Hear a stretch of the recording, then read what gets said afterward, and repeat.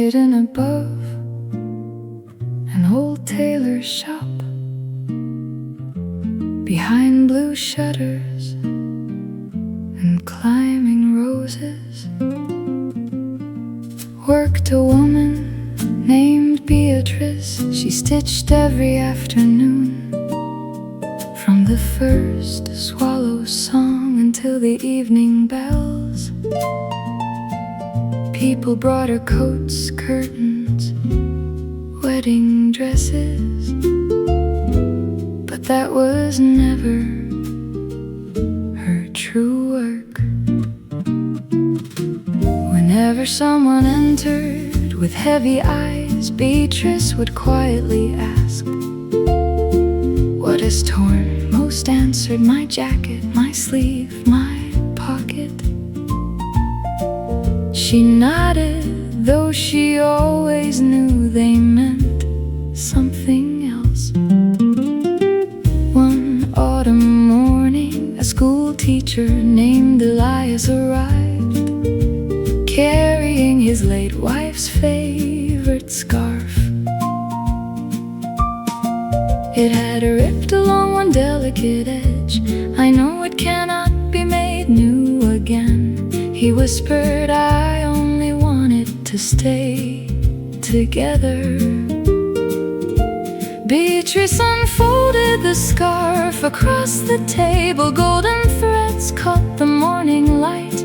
She smiled softly, "Neither do hearts."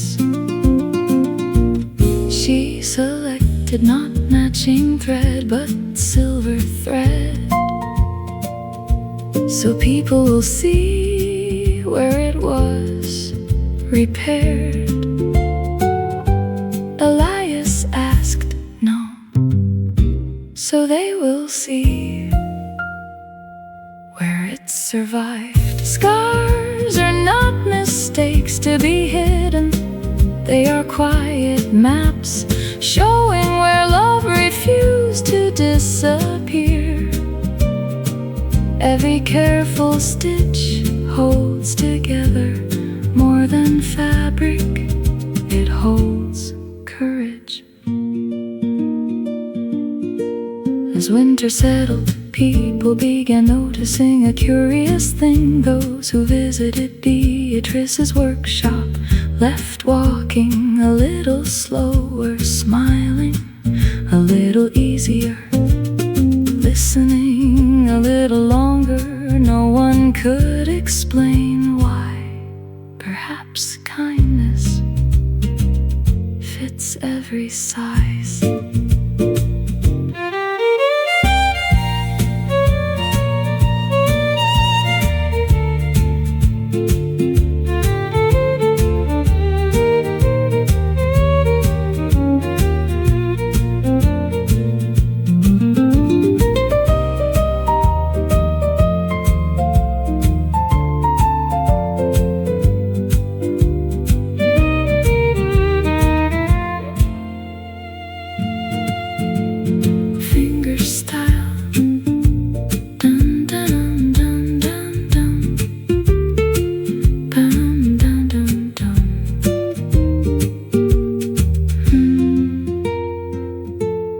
Brushes glide gently, fireplace crackles softly.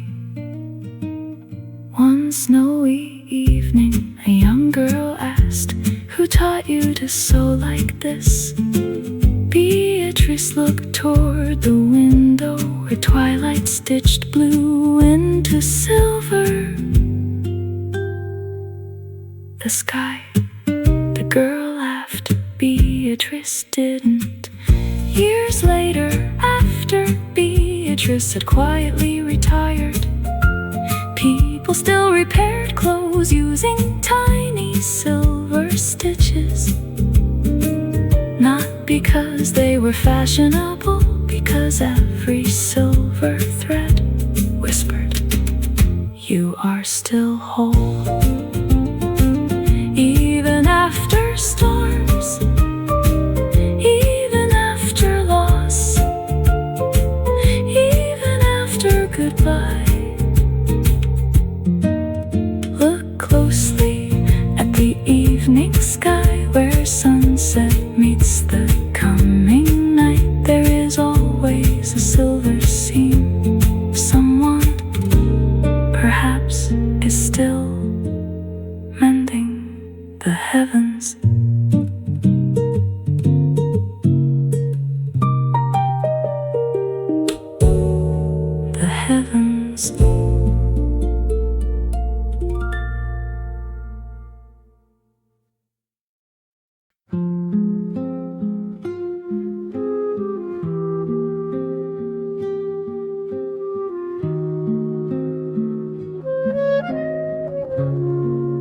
was a river that curved gently around Willow Brook,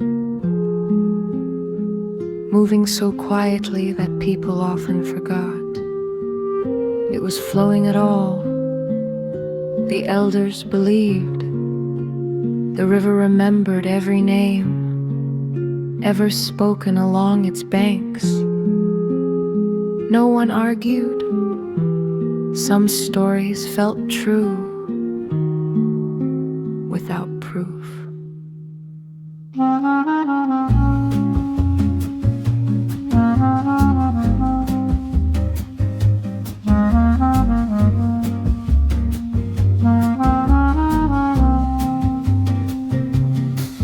Margaret came to the river every Sunday morning. She carried a small wicker basket, a notebook, and a fountain pen that no longer held ink. She sat beneath the same willow, listening to water speak its endless language. Years ago, she had begun forgetting little things. First birthdays, then streets, then familiar faces. What frightened her most was forgetting names.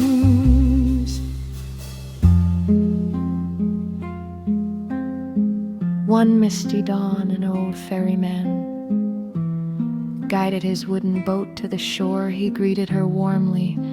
"You came back."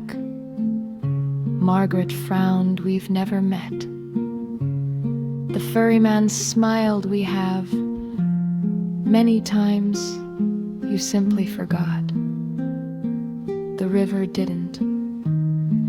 He dipped a weathered oar into the water. Small circles spread quietly across the surface. One by one, voices echoed her father's laugh, her sister calling her home, a childhood friend shouting across summer fields. Not ghosts, memories, waiting patiently. Tears filled Margaret's eyes, not from sadness, from recognition.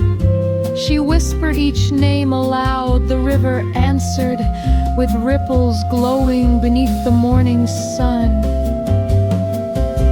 Names are more than sounds. They are little homes where love waits to be remembered. Even when memory grows tired, the heart still knows the way back.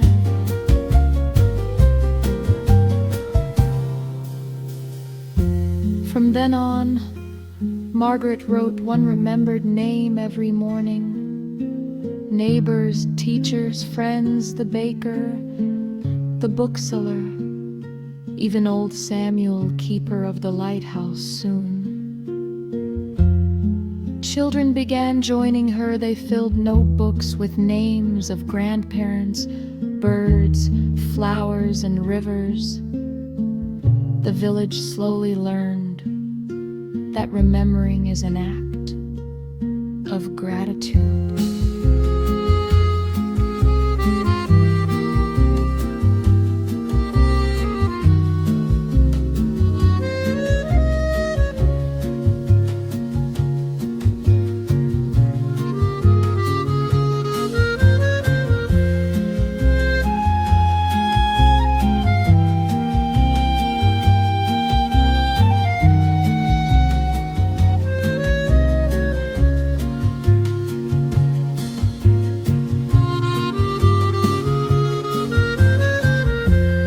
Expressive cello, warm clarinet, gentle felt piano, finger-style guitar, soft current of the river, birdsong at sunrise.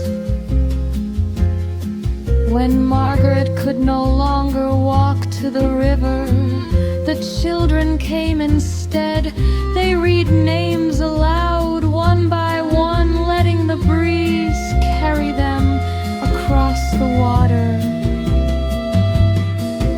No name was ever rushed, no name was ever too small.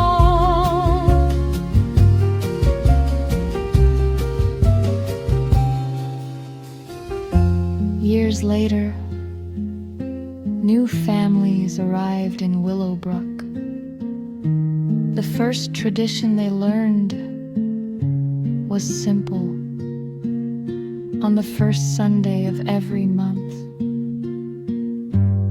everyone gathered beside the river to speak the names of those who had shaped their lives. The river flowed on, holding every syllable like smooth stones beneath its gentle current.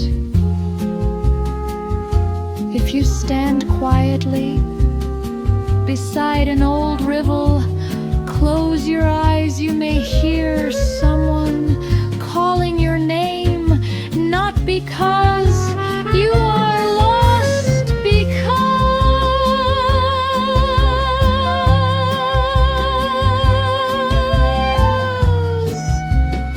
you have always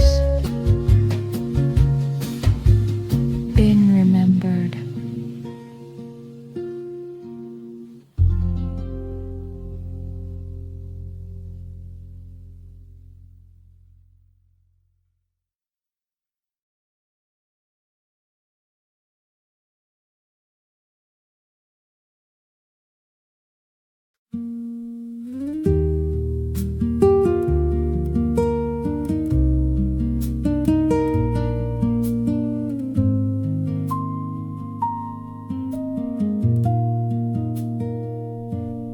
Far beyond Willowbrook,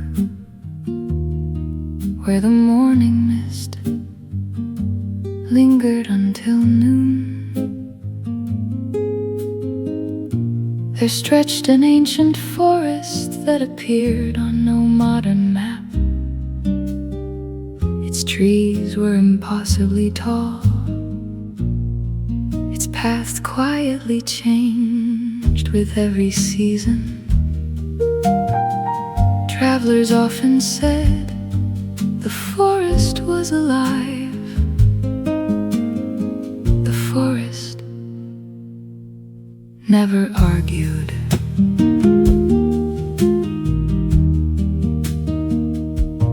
Long before anyone built villages nearby, musicians wandered here, bringing violins, flutes, old guitars, and voices that carried farther than they realized. When they finished singing, their melodies did not disappear. The trees kept them, every note, every harmony, every whispered lullaby. One cool September morning, a young composer named Isabel arrived carrying a notebook filled with unfinished music. For nearly a year, every melody had stopped halfway through. She feared perhaps inspiration had finally grown tired of visiting her. The forest welcomed her with birdsong. She sat beneath an enormous cedar, closed her notebook, closed her eyes. The wind moved slowly through thousands of leaves, then she heard it. Not one melody, hundreds old folk songs, children laughing, a choir hidden somewhere between branches. The forest was singing back. Nothing beautiful is ever truly lost. Every song we sing with love finds somewhere safe to live forever.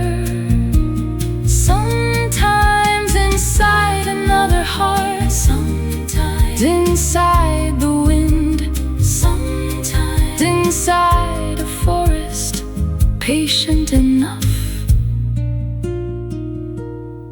to remember.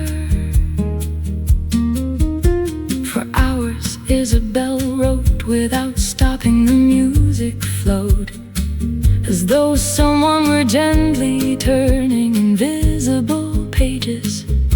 She noticed small carvings upon nearby trees, names, dates, simple messages. Thank you, keep singing, we found hope here. Among them one familiar name, Eleanor, the illustrator from Platform 7. She had been here long ago.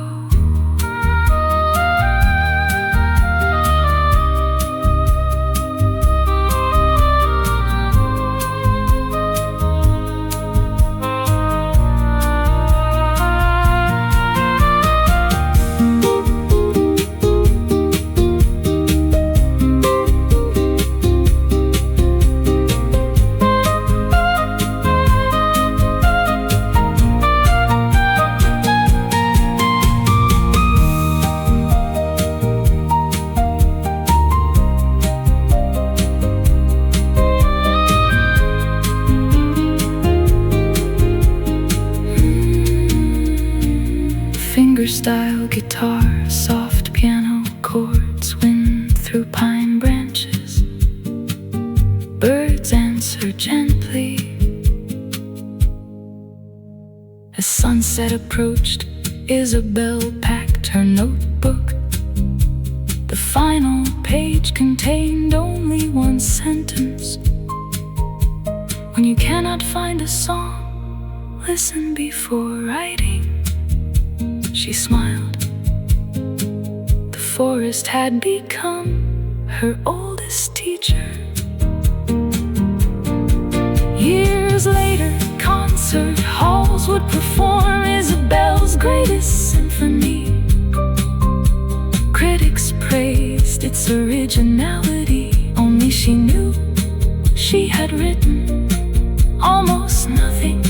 She had simply remembered what the forest had been singing all along. Walk quietly through old woods. If the breeze sounds almost like music, do not be surprised. Some songs choose trees before audiences.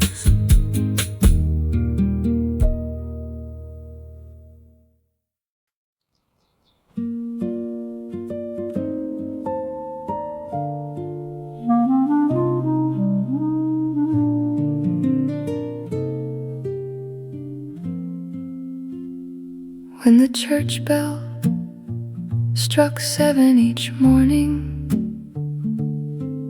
every clock inside Rowan Square kept perfect time, except one, hidden at the end of an old cobblestone street.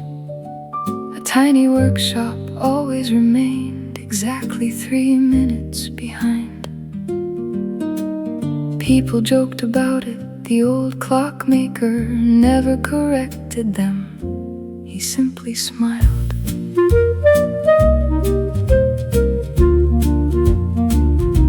His name was Arthur. He had repaired clocks for nearly 50 years. Pocket watches, grandfather clocks, railway station timers, tiny music boxes that chimed every hour. But there was one rule written carefully above his workbench: I repair time, I do not chase it. No customer ever asked what he meant. One rainy afternoon, a young violin teacher named Hannah entered carrying her father's broken watch. It stopped the morning he passed away. She whispered, I cannot throw it away. Arthur Arthur turned the watch over in his hands. "It is not broken," he said softly. "It is waiting." He opened the tiny brass case inside. The gears were perfect. Only one spring had forgotten how to trust itself. Arthur adjusted it gently, like helping an old friend stand again. The watch began ticking, not loudly, not proudly, just enough to remind the room that healing rarely arrives all at once. Sometimes it begins with one small heartbeat, then another, then another. Arthur returned the watch without polishing it. The scratches remained, the faded engraving remained. Even the tiny crack across the crystal remained. Hannah looked surprised. "You didn't restore it?" Arthur smiled. "I restored its future. Its past was already beautiful."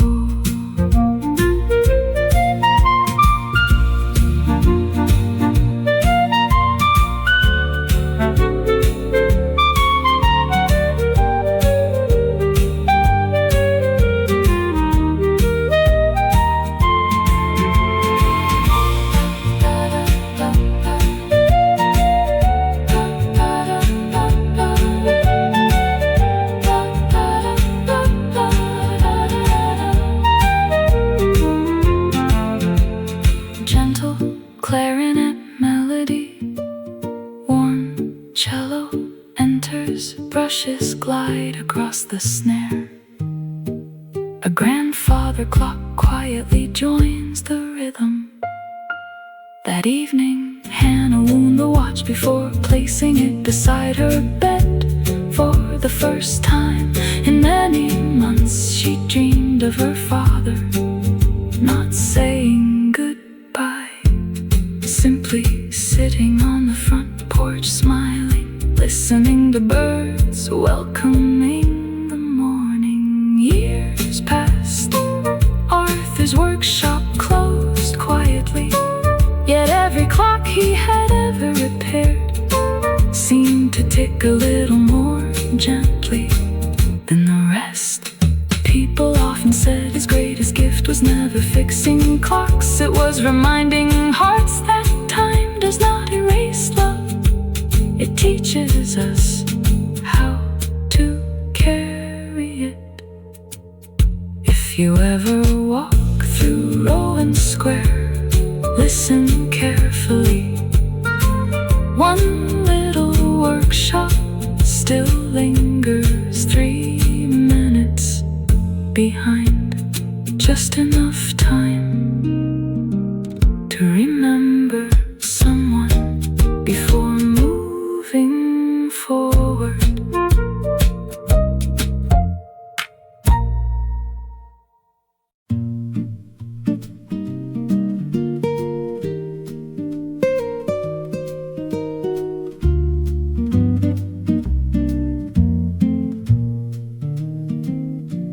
The letter arrived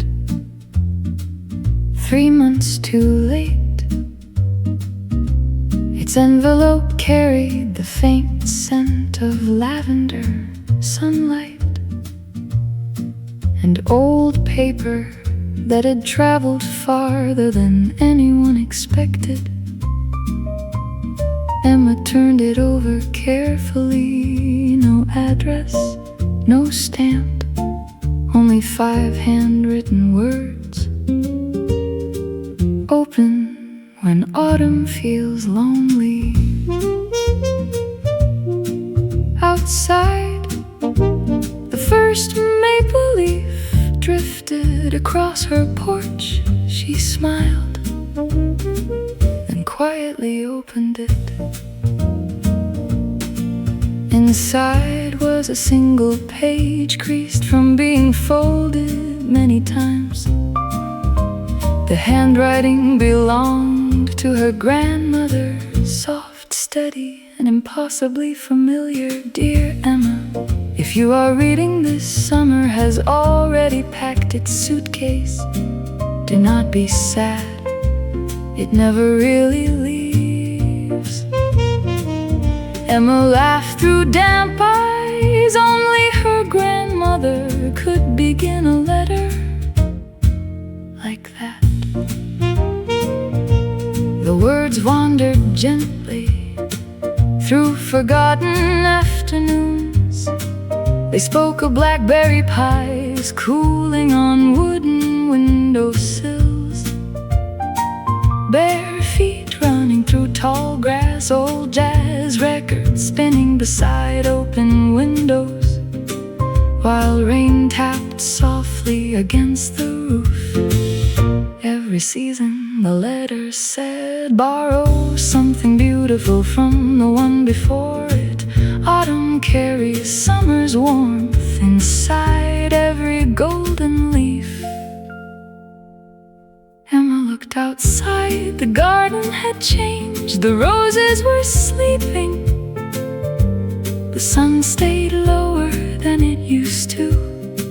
Yet somehow everything felt wonderfully alive. Summer had not disappeared. It had simply learned another language.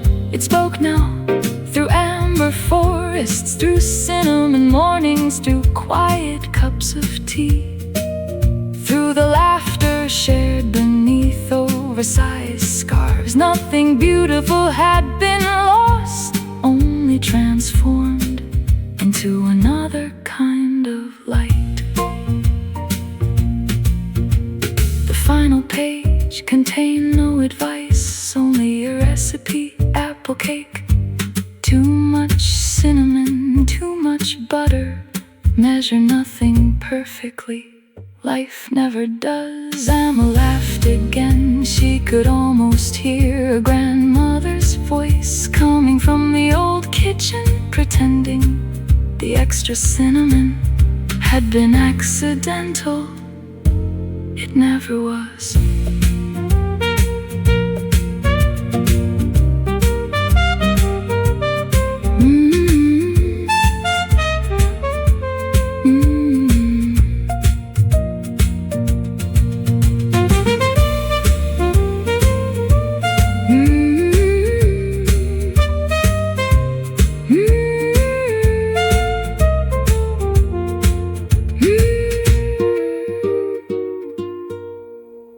The trumpet answers the piano.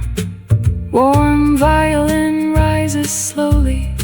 Soft brushed drums, leaves rustling in the background. A gentle jazz piano improvisation lingers between memories. At the bottom of the page, written much smaller, almost as an afterthought, were 12 simple words. When you miss me, bake something. Love always smells like home. Emma lowered the letter. For the first time since the funeral, she did not cry. Instead, she walked quietly into the kitchen.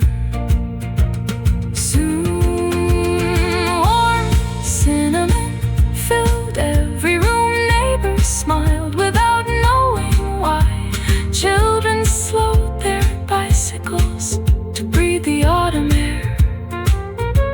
The little house, silent for so long, began sounding like music again.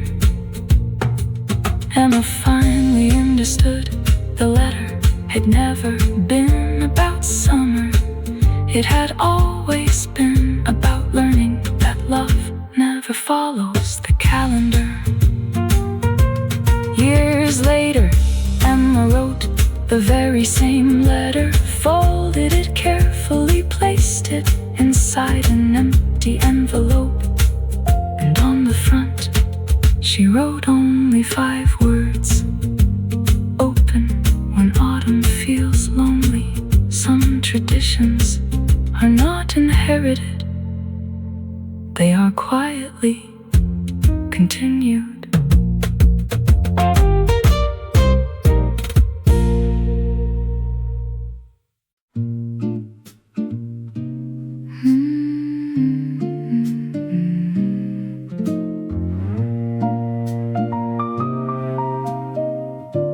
Hidden between cedar forests stood a workshop that smelled of cedar wood, warm wax, and cinnamon tea.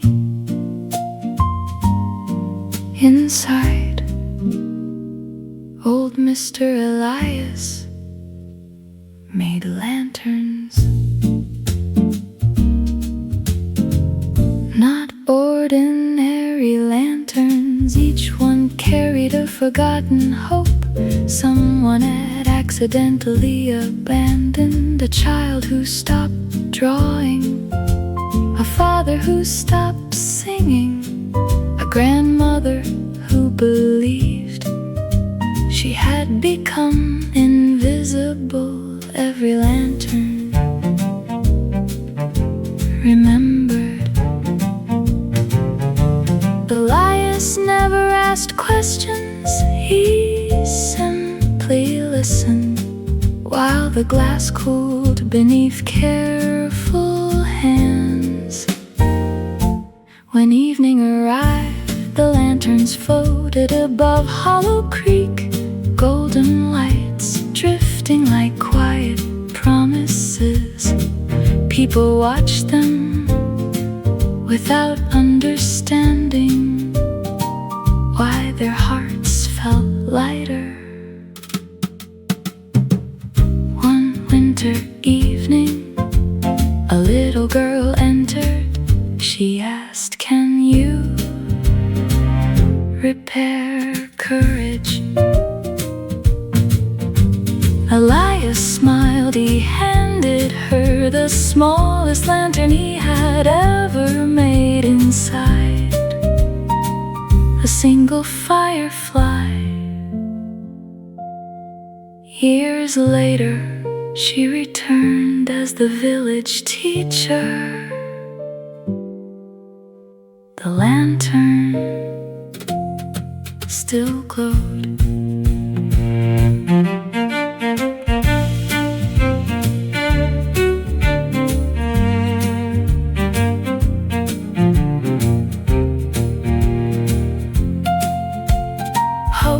Elias often said, does not become brighter because it grows larger. Sometimes it only needs someone willing to carry it home. After Elias was gone, the workshop remained open, because kindness, once learned, always finds another pair of hands.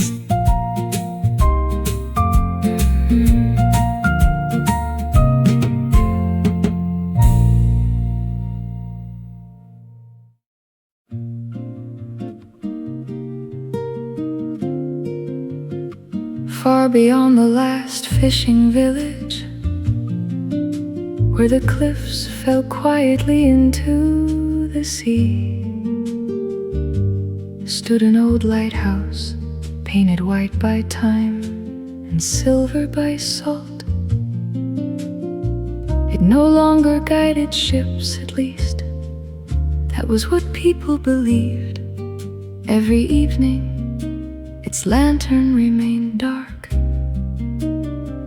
until the moon appeared.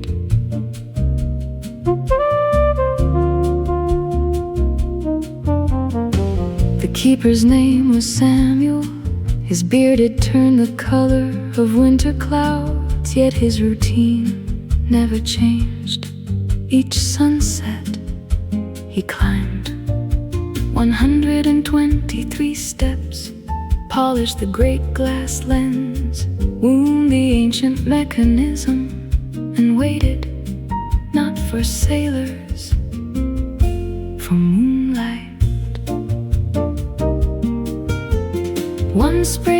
afternoon, a travel writer named Nora arrived with a notebook, a camera, and far too many questions. Why don't you light it before the moon rises? Samuel smiled. Because this lighthouse doesn't teach the moon where to shine, it simply welcomes it home. Nora frowned. She wrote the sentence anyway. That evening, clouds covered the horizon. No stars, no moon, only waves breathing against stone. Samuel remained at the window as though someone invisible might still arrive. Faith is not waiting only when the sky is clear. Faith is polishing the lantern even when the night forgets to bring the moon. It is preparing beauty before beauty can be seen. Just before midnight, the clouds drifted apart. A single silver beam slipped across the ocean, struck the lighthouse glass and scattered into 1,000 quiet reflections. The sea shimmered, the cliffs glowed. Nora lowered her camera. Some moments she realized were too alive to become photographs.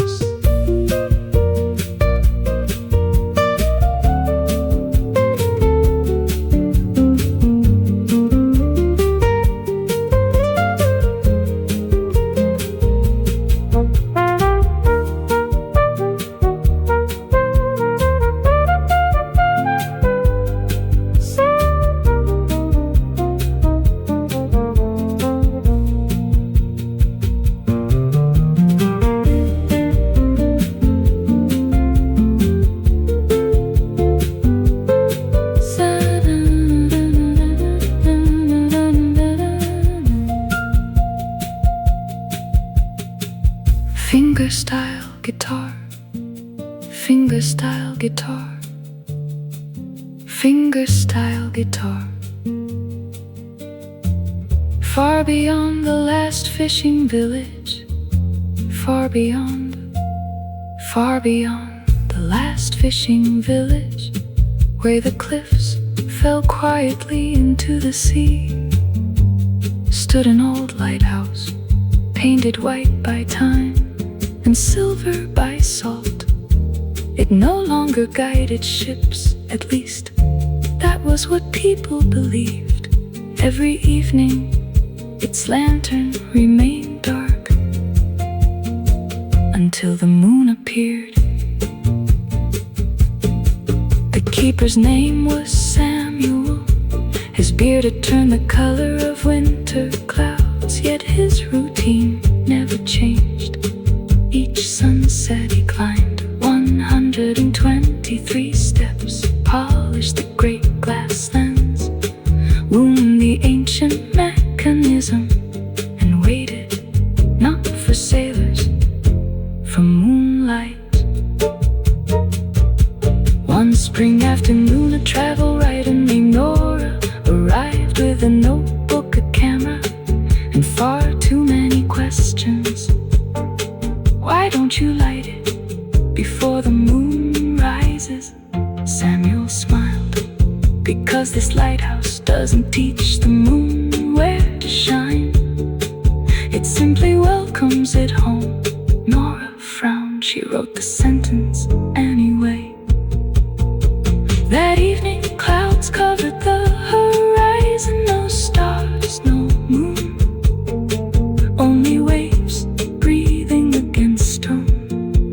Samuel remained at the window as though someone invisible might still arrive. Faith is not waiting only when the sky is clear. Faith is polishing the lantern even when the night forgets to bring the moon. It is prepared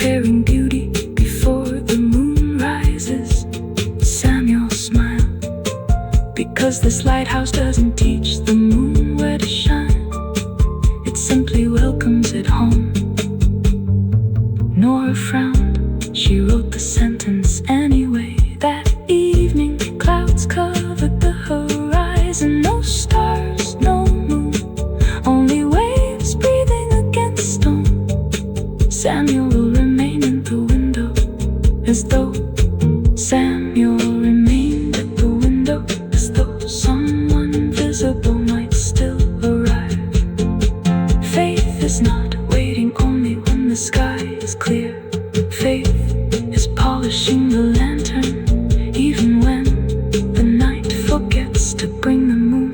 It is preparing beauty before beauty can be seen. Just before midnight, the clouds drifted apart. A single silver beam slipped across the ocean, struck the lighthouse glass, and scattered into 1,000 quiet reflections. The sea shimmered, the cliffs glowed. Nora lowered her camera. Some moments she realized were too alive to become photographs. To become photographs. Far beyond the last.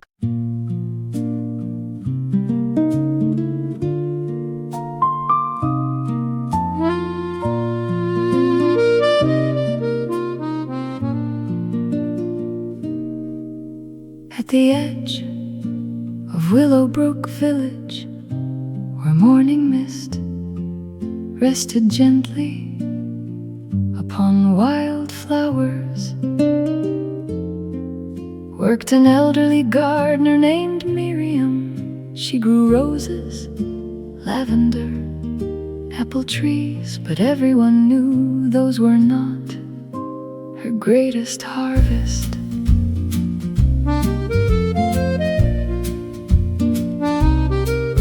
Every spring children visited her little garden. Instead of giving them flowers, Miriam handed each child a tiny cloth pouch inside one seed. Nothing unusual, except every pouch contained a handwritten note to plant this. When you are ready to believe in tomorrow. Most children forgot, some planted them immediately. Others kept them inside drawers for years. One boy, Lucas, carried his seed through school, through university, through heartbreak, through moving to another city. It remained inside his wallet untouched. One difficult autumn, Lucas returned home. He found Miriam watering sunflowers as though time had politely waited. "I think I'm ready," she smiled. "I know. Rarely planted on easy days. It grows best inside tired hands, after disappointment, after rain, after every reason to stop believing. Tomorrow always begins with one small seed." Together they planted it beneath an old pear tree. Nothing happened, not that day, not the next. Lucas laughed softly. "I thought I'd feel different." Miriam brushed the soil from her hands. "You will. Roots always work before branches."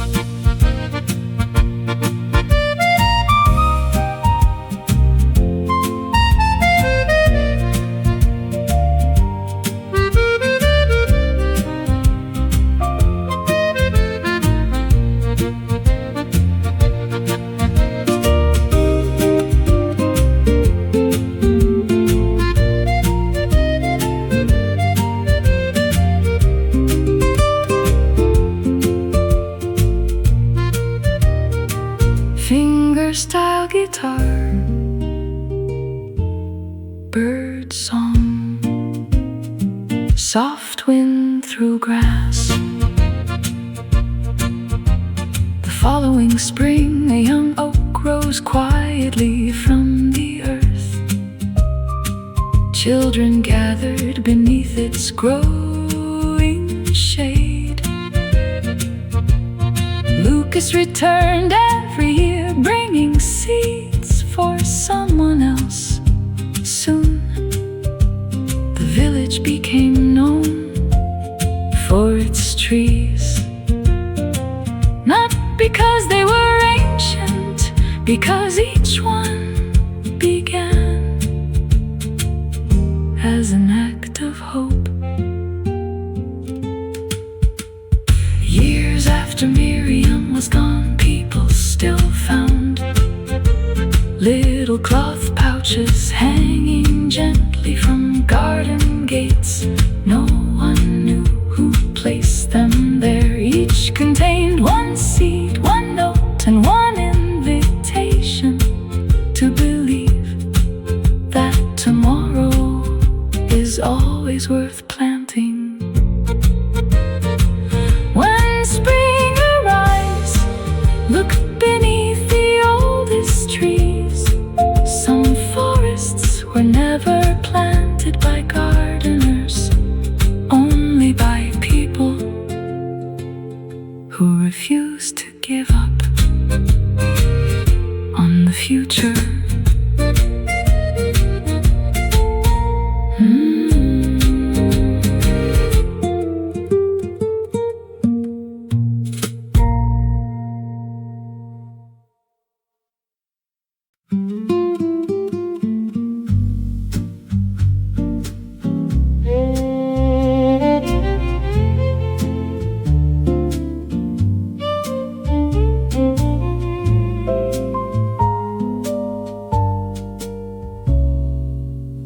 Rain arrived before the morning,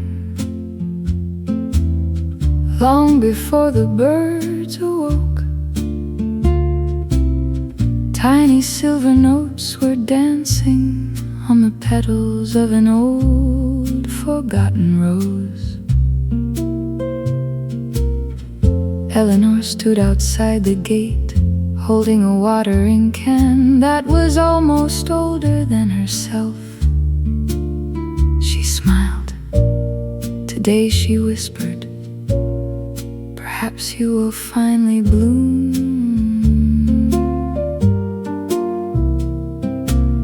The garden had been sleeping for nearly 20 years, not because winter stayed too long, but because no one had believed flowers still remembered songs. Every path was covered gently with moss and drifting ivy. The fountain no longer carried water, only echoes. Eleanor walked barefoot through the silence, touching every leaf as though greeting an old friend. The rain became softer, almost careful, almost curious, as if it wanted to understand why someone would care for a place everyone else had forgotten. Then something beautiful happened. The rain stopped falling and started singing. Every drop became a melody. Every blossom opened slowly. The whole garden breathed together, like an orchestra that had been waiting its entire life for one patient listener.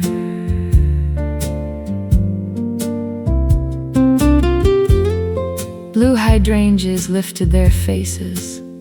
White lilies shimmered beneath cloudy skies.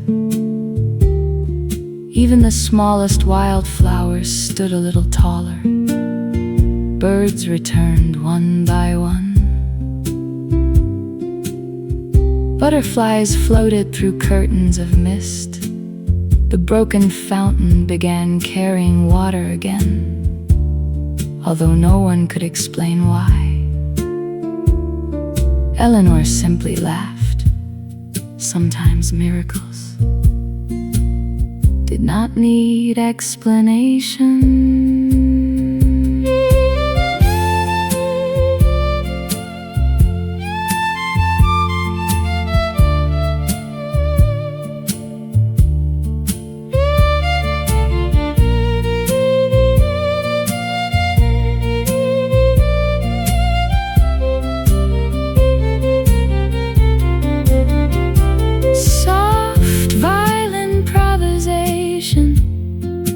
Brushes on snare, gentle acoustic guitar,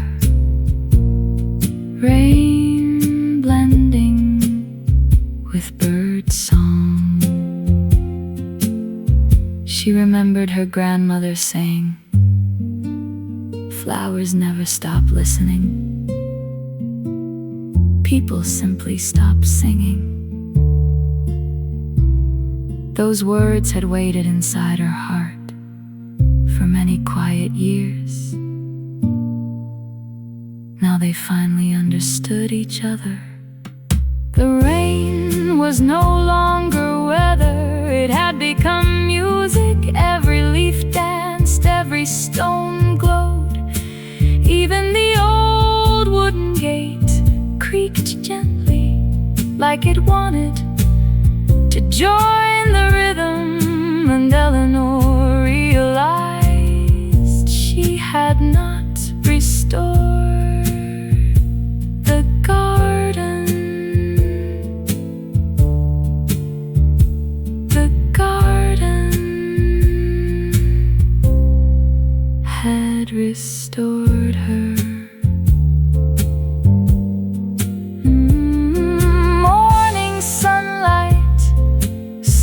Through the clouds, the rain disappeared. But somewhere among the roses, a melody continued, waiting for the next person who still believes.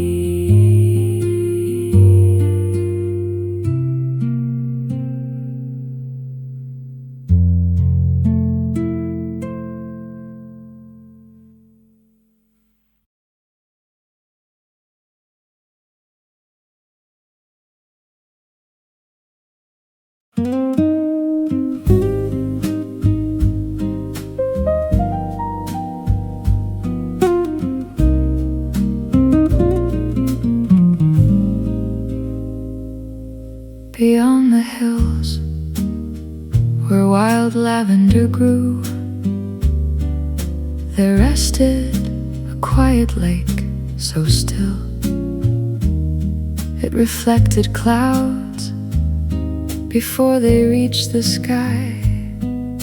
The villagers believed every wish whispered across its water would remain there forever. Not granted, not forgotten, simply kept. Helena first visited the lake when she was 9. She tossed a tiny white pebble into the water and whispered, "I hope my mother will laugh again."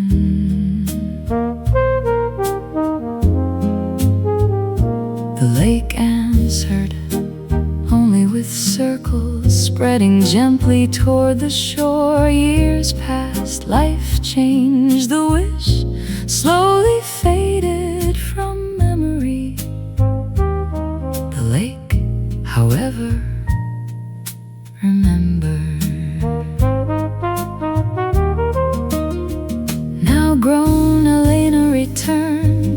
as a landscape painter, searching for quiet places that still believed in patience. She unpacked her easel beneath an old willow tree. Every color looked softer there. Greens became gentler, blues carried silver. Even silence seemed painted with light. As evening settled, an elderly fisherman rowed toward shore. He nodded politely and said, "This lake never forgets." Elena smiled. "I think memories do."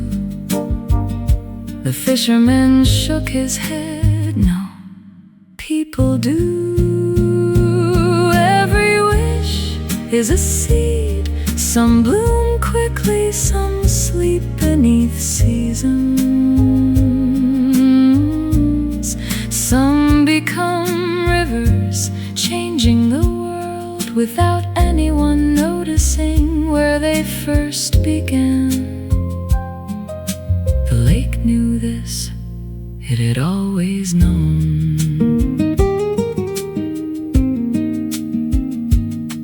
Before leaving, Elena knelt at the water's edge. She did not ask for success or certainty or forever. Instead, she whispered, "I hope I never lose the ability to notice beauty." The water shimmered, a breeze crossed the surface. Somewhere, a loon called into the twilight. It sounded almost like yes.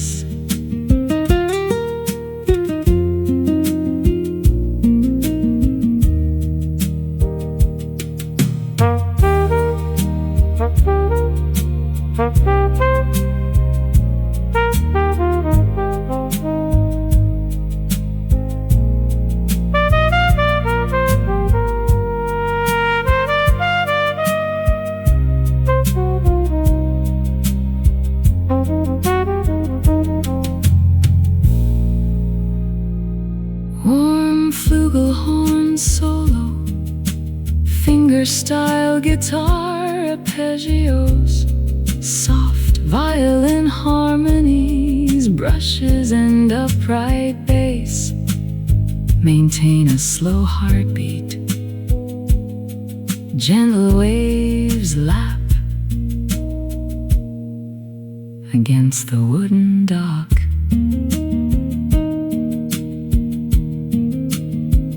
Months later, one of Elena's paintings hung inside a children's hospital. Parents often paused before it, breathing just a little easier. No one knew why that landscape felt so peaceful. Only Elena remembered the quiet lake that had kept her very first wish. Some places do not change us because they are magical. They change us because they patiently hold the parts of ourselves we accidentally leave behind. And when we return, they hand them back without asking for anything in return. Tonight, the lake still mirrors the stars, still guards every whispered dream, still waits patiently for another traveler to believe that hope is worth saying aloud.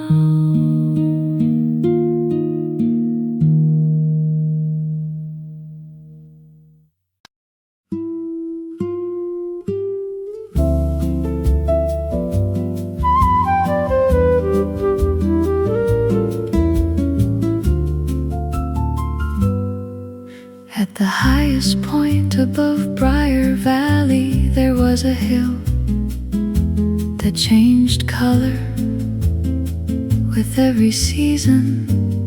Spring painted it blue, summer covered it in gold, autumn borrowed crimson, winter left only silence. Yet one thing never changed: the wildflowers. Children believed the flowers could hear promises. Parents smiled and allowed them to believe it. After all, some stories make people a little gentler. When 12-year-old Lucy buried a tiny ribbon beneath the tallest oak, she whispered, "I promise I will never stop painting." The flowers swayed, though there was no wind. Years unfolded like turning pages. Lucy became an architect. Meetings replaced sketchbooks, deadlines replaced sunsets. The paintbrushes remained untouched inside a dusty box beneath her bed. One autumn evening, after nearly 20 years, she returned to the hill almost by accident. The oak tree stood exactly where memory had left it. Nearby, tiny blue wildflowers bloomed around something buried long ago. Lucy knelt, carefully brushing away the soil she found. A faded ribbon, still blue, still tied, still waiting. Promises made by children are unlike any others. They are spoken before fear learns how to interrupt, before success becomes louder than joy, before the world teaches us to postpone the things that make us alive. Lucy unpacked a small watercolor set she had purchased years earlier, but never opened. The first brushstroke felt uncertain, the second familiar. By sunset, the hillside had become her canvas. Children walking home stopped to watch. One little girl asked, "Did you paint for your job?" Lucy smiled. "No, I paint because I promised."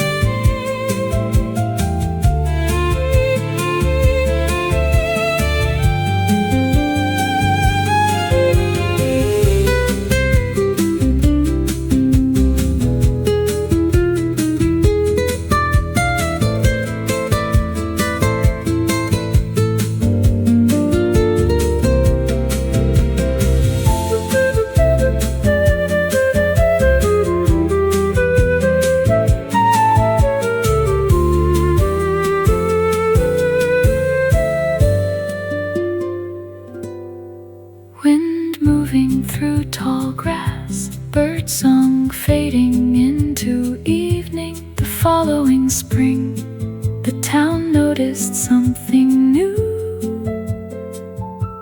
An outdoor painting class beneath the old oak every Saturday, free. Lucy never advertised it. She simply brought extra brushes. People came anyway. Years later, the hill became famous, not for its flowers, but for the laughter that bloomed there every weekend. And beneath the tallest oak, hidden forever under soft roots and blue petals, a faded ribbon continued keeping its promise. If you visit Briar Valley on a quiet spring morning, look carefully. The flowers still lean gently toward anyone brave enough to remember the promise they once made to themselves.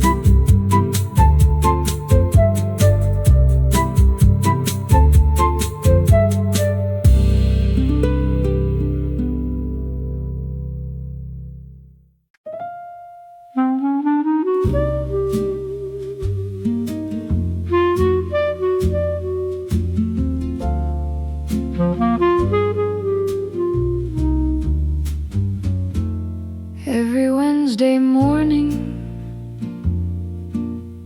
before the town fully awakened, Mr. Alden unlocked a tiny bookstore hidden beneath climbing ivy. He never opened early on any other day, only Wednesdays, because Wednesdays, he often said, are the loneliest day of the week. People came looking for novels, travel guides, poetry, history, but they always left with something entirely different. A forgotten memory, a conversation, a reason to smile again. Mr. Alden somehow knew which book had been quietly waiting for each visitor.